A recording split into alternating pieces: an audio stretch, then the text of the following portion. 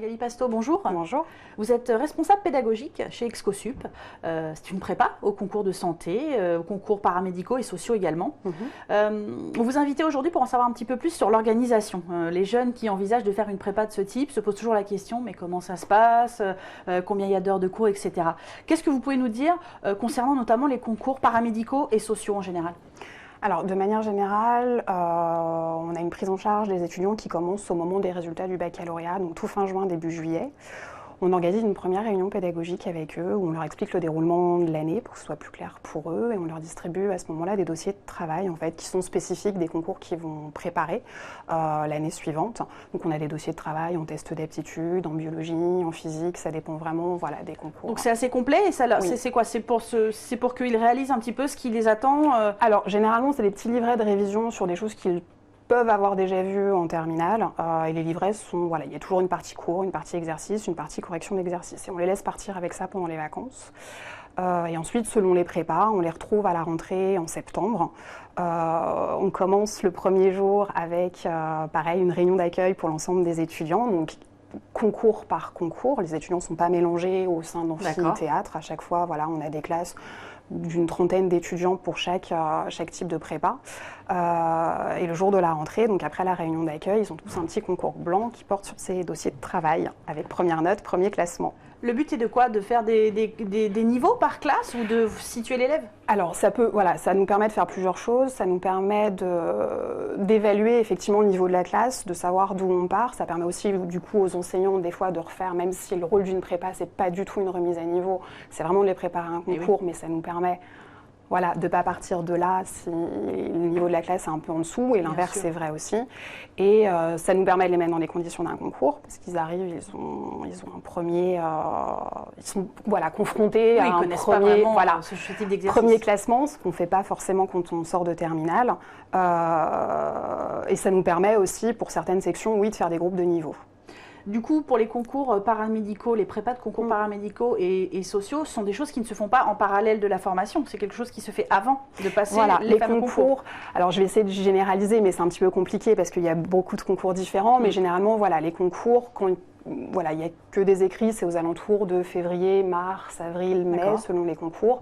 Et après, c'est pareil, il y a des concours comme les concours infirmiers ou les concours des carrières sociales où il y a en plus un oral. Donc c'est pareil, les écrits sont généralement aux alentours de mars, les oraux aux alentours de mai.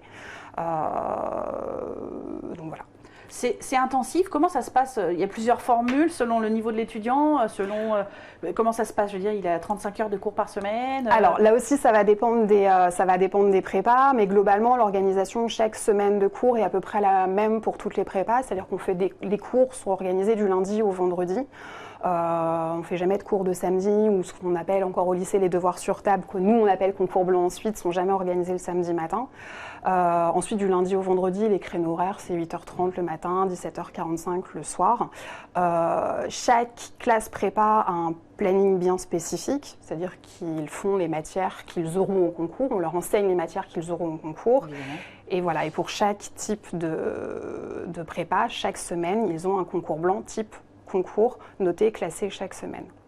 Et qui leur donne des cours en fait? Ce sont des enseignants qui enseignent eux-mêmes dans des établissements Alors, tous sont enseignants, ont un statut d'enseignant entre guillemets. Après, selon les matières, ça peut varier. Les biologistes sont généralement des docteurs en biologie, les physiques sont souvent agrégés.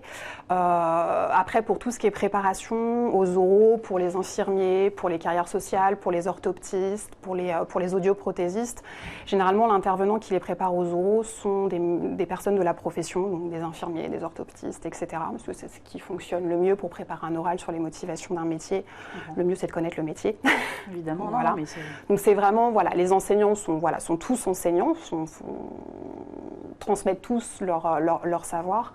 Après, leur parcours est différent selon ce que nous, on leur demande de faire. Et du coup, ça a l'air assez réglé comme du papier à musique. Les concours, les entraînements ou devoirs sur table, comme vous dites, sont réguliers. Voilà, toutes les semaines, ils ont le même nombre d'heures de cours, avec leur concours blanc toutes les semaines. Et voilà, pour toutes les prépas, c'est sur 20 semaines. Après, on a des organisations qui varient un petit peu. Quand on permet à nos étudiants de faire des stages professionnels. Alors, c'est des stages d'observation, mais pour les infirmiers, pour tous les concours des carrières sociales, on aménage leur emploi du temps de façon à ce qu'ils puissent dans l'année faire des stages voilà, d'observation au milieu professionnel, ce qui les aide énormément pour les oraux en fait. Ça fait partie intégrante du cursus chez vous. C'est ça. Enfin, quel est le statut justement du jeune qui vient? Parce que du coup, c'est une prépa sur 6 mois environ, 6-7 mois? C'est ça. Généralement, oui, c'est septembre-mars, donc c'est ça. Les étudiants ont un statut, un vrai statut étudiant, c'est-à-dire qu'on leur délivre alors, une carte étudiante, un certificat de scolarité, et on les raffilie en début d'année, voilà, comme tout établissement public, même si nous sommes un établissement privé, on les raffilie à la sécurité sociale étudiante. Très bien. Voilà. Magali, merci beaucoup pour ces conseils et ces éclaircissements.